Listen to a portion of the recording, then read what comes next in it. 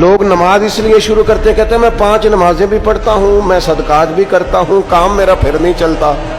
تو میں کہتا ہوں تمہیں پتہ ہی نہیں، نمازی کے لیے تو آزمائش ہے. جتنا ایمان کامل اتنی آزمائش بھی زیادہ. اور یہ میں اپنے پاس سے نہیں کہہ رہا. حضرت ابو سعید خدری رضی اللہ تعالیٰ عنہ فرماتے ہیں میں نبی پاک علیہ الصلوۃ والسلام کی خدمت میں حاضر ہوا اور حضور کے دست مبارک کو چومنے کے لیے میں نے اپنے ہاتھ جب آگے کیے تو تپش تھی، تیز بخار تھا نبی پاک کو. تو حضرت ابو سعید خدری رضی اللہ تعالیٰ عنہ ارشاد فرماتے ہیں کہ میں نے، یہ سنن ابن ماجہ میں موجود ہے، فرماتے میں نے عرض کیا یا رسول اللہ صلی اللہ علیہ وسلم اتنا تیز بخار؟ حضور فرمانے لگے ہم پر جو آزمائشیں آتی ہیں نا انبیاء پر، وہ عام لوگوں سے دگنا آتی ہے. یہ تو لاڈلے ہیں، یہ تو محبوب ہیں اللہ کے. فرمایا عام لوگوں سے دگنی آزمائش آتی ہے، لیکن فرمایا ہمارا رب بڑا کریم ہے، ہمیں اجر بھی ڈبل ہی عطا کرتا ہے، ہمیں اجر بھی ڈبل ہی عطا کرتا ہے. تو حضرت ابو سعید خدری کہتے ہیں موقع اچھا تھا، میں نے ایک سوال بھی کر دیا. میں نے کہا یا رسول اللہ صلی اللہ علیہ وسلم بتائیے نا بھلا دنیا میں زیادہ آزمائشیں کن کو آتی ہیں؟ تو حضور فرمانے لگے سب سے زیادہ آزمائشیں اللہ کے انبیاء کو آتی ہیں، نبیوں کو آتی ہیں. حضور اس کے بعد فرمایا اس کے بعد جو ان کے زیادہ قریب ہوتا ہے اسے آتی ہے. لوگ کیا سمجھیں گے امام حسن کی آزمائش کو؟ لوگ کیسے سمجھیں گے سیدنا امام حسین کی آزمائش کو؟ فرمایا جو ان کے زیادہ قریب ہوتا ہے اسے زیادہ آزمائش آتی ہے. تو حضور کے سب سے قریب تو امام حسن ہے نا، امام حسین ہے نا. تو کیا سمجھتا ہے قربت بس نسبت کے اظہار کا نام ہے اور بڑے لطف کے ساتھ زندگی گزارنے کا نام ہے؟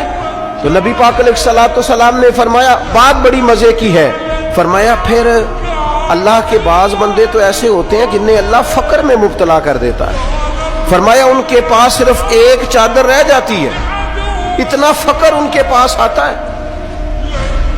لیکن جو حدیث کے آخری لفظ ہیں نا وہ وجد والے ہیں، وہ وجد والے ہیں، وہ سرور والے ہیں. ہمارا یہ مزاج ہوتا ہے کہ میٹھا میٹھا کھا جاؤ اور ذرا کڑوا آ جائے تو سویرے بھی رو شام بھی رو، حال ہی کوئی نہیں، غریبی بڑی، پریشانی بڑی، حضرت صاحب گھر سے بیماری جاتی نہیں. اور جناب کیا بتائیں، بعض لوگ تو ایسے ہیں جن کی بات سن کے لگتا ہے زندگی میں کبھی سوئی ہی نہیں، اتنے بڑے بڑے دکھ سناتے ہیں. او خدا کی رحمت کا بھی تو ذکر کرنا، خدا نے جو تیرے اوپر انعامات کیے ان کا بھی تو ذکر کرنا. ان کا تذکرہ ہی نہیں کر رہا میرا بھائی. نبی پاک علیہ السلام نے فرمایا ان لوگوں پر دکھ آتے ہیں پر قربان ہونے کو جی چاہتا ہے ان لفظوں پر. حضور فرمانے لگے وہ رب کی طرف سے آنے والے دکھ پر بھی اس طرح راضی ہوتے ہیں جس طرح تم میں سے کوئی راحت ملنے پر راضی ہوتا ہے. سکون والی چیز ملنے پر جس طرح تم راضی ہوتے ہو اس طرح وہ دکھوں پر بھی راضی ہوتے ہیں.